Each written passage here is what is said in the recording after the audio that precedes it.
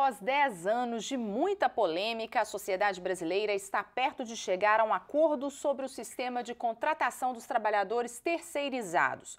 O projeto de lei que regulamenta a terceirização foi aprovado na Câmara e já tramita no Senado. Esse é o assunto do Horizonte Notícia, em entrevista de hoje, que recebe o advogado, professor da PUC Minas e membro da Comissão de Direitos Sociais e Trabalhistas da OAB, Davidson Malaco. Bem-vindo ao programa, Davidson. Olá, Renata. Muito prazer falar com vocês. Quais os aspectos mais polêmicos desse projeto de terceirização que tramita e que essa discussão já tem mais de 10 anos? Pois bem, a grande discussão que se coloca na terceirização é uma mudança de paradigma, né? Uma mudança de dogma. A relação de emprego tradicional é uma relação bilateral entre empregado e empregador. Com a terceirização, nós criamos uma terceira figura, uma relação trilateral. Então, de certo modo, isso quebra aquilo que o direito trabalhista sempre elaborou, enfim, desde o início da CLT em 1943. E o ponto mais polêmico do projeto é a permissibilidade de terceirizar toda e qualquer atividade, inclusive as chamadas atividades fins da empresa, as atividades nucleares. Então, eu acho que esses dois pontos, eles são os pontos mais polêmicos do projeto e a grande discussão que realmente se coloca para a sociedade. Essa questão mais polêmica, vamos explicar um pouco mais. Essa amplitude da terceirização em todos os setores, como é que seria isso? Bom, o que se discute também é que a terceirização ela precisa de uma regulamentação. Antes desse projeto de lei, o que regulava a terceirização era uma súmula do Tribunal Superior do Trabalho, o que, obviamente, geraria uma certa insegurança do que pode e o que não pode ser terceirizado. Com o projeto, as empresas privadas, a sociedade de economia mista, as empresas públicas, podem terceirizar toda e qualquer atividade, de forma irrestrita. Ou seja, funcionários em hospitais... Exatamente, em escolas, né? Professores em escolas, médicos em hospitais, em metalúrgicos, em indústrias, né? Enfim, bancários, no sistema bancário, enfim, toda e qualquer atividade empresarial pode ser objeto de terceirização à luz do projeto de lei. Por esse projeto não haveria nenhuma restrição. Exatamente, e isso é o grande ponto polêmico, né? Porque passar a essa amplitude tão generalizada é no mínimo perigoso para o trabalhador, já que nós podemos criar, né, um ambiente de trabalho com distinções remuneratórias, com distinções de tratamento também com relação a benefícios. Então esse me parece ser o grande ponto polêmico e que a sociedade ela deve também se posicionar com relação a isso. Sim, professor, quem perde e quem ganha com a terceirização? Empresários ou trabalhadores? Eu acho que de maneira geral, o projeto como ele está posto, ganha muito o empresário, porque ele pode ter uma grande redução de custos, né, trabalhistas e também custos tributários. Vamos falar um pouquinho dessa redução de custos. Por quê? Porque essa redução de custos, como a gente não tem uma isonomia entre trabalhador efetivo e trabalhador terceirizado, ele pode pagar menos, como é feito hoje na atualidade, pagar menos para o trabalhador terceirizado. E isso, obviamente, para o empregador é excelente, porque ele acumularia mais riqueza.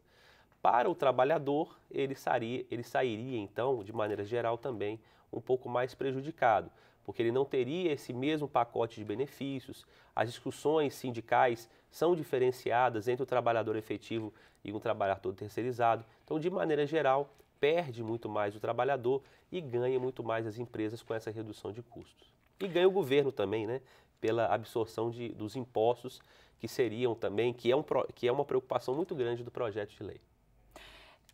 O projeto de lei prevê a terceirização de serviços públicos?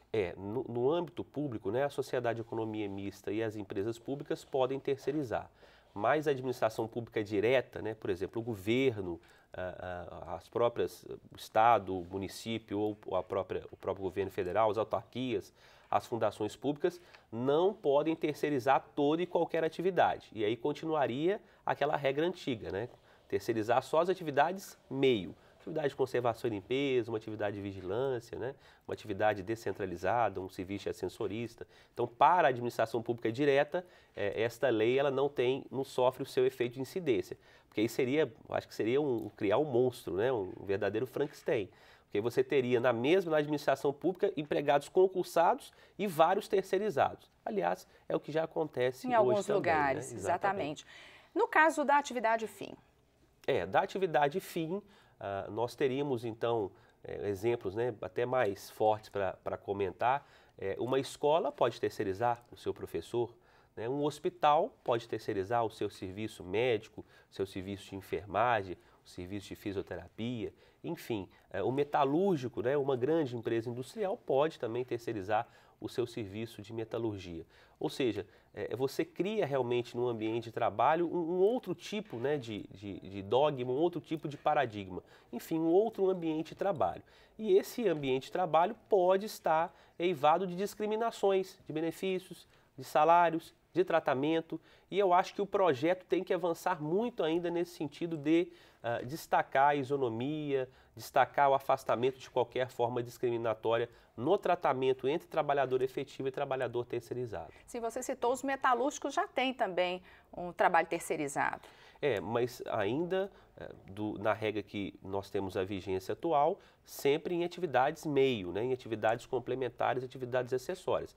Mas a atividade empresarial finalística nuclear ainda não pode ser objeto de terceirização. Com o projeto, ele acaba sendo possível, né? Como que vai ficar a relação do funcionário com o trabalho, já que ele não tem uma relação direta com a empresa?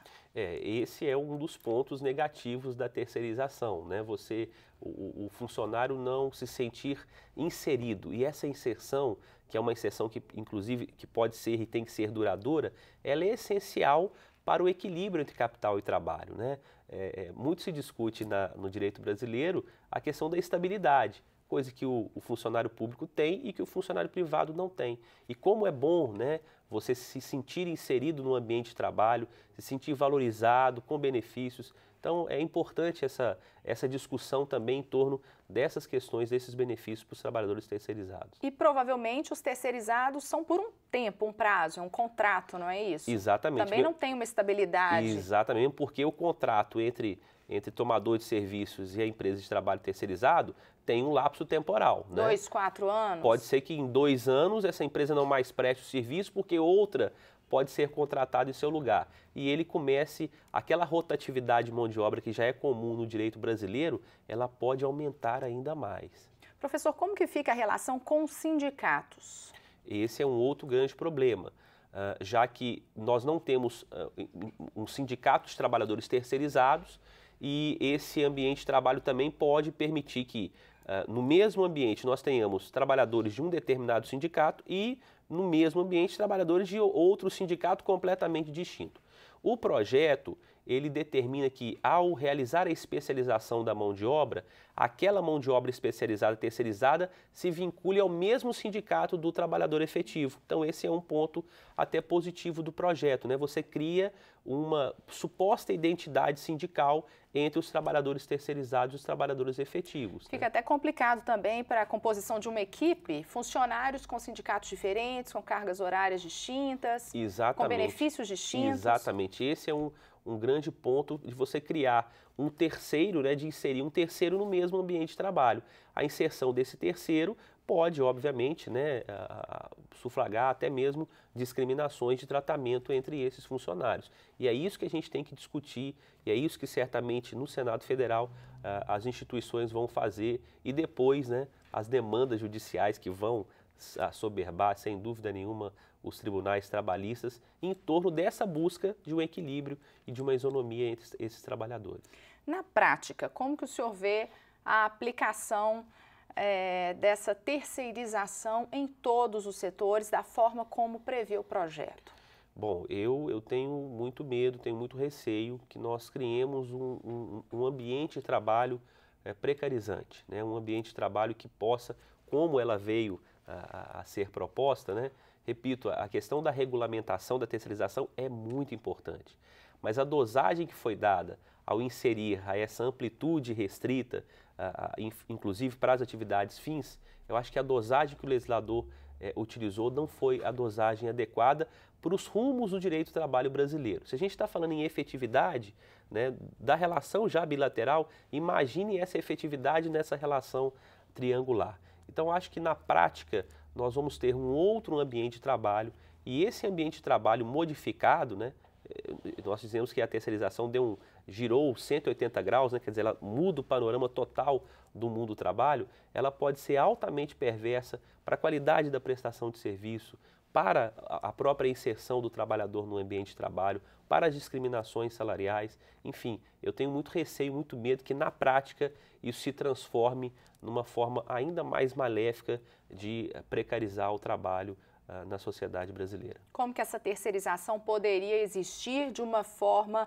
mais amena para o mercado de trabalho, contemplando trabalhadores e empresários? Eu vou dar aqui, né, Renata, a minha opinião pessoal, que acho que o projeto de lei poderia continuar excluindo a atividade fim, então as empresas continuariam com foco central nas suas atividades centrais e permitindo as atividades acessórias, atividades que complementam aquele serviço objeto de terceirização, e deixando para que sindicatos, nas negociações coletivas, e para que a própria lei extravagante pudesse, em casos de especialização, permitir algumas terceirizações. Posso citar um exemplo, que é o exemplo das telecomunicações, onde existe uma lei específica que permite a terceirização de certas atividades.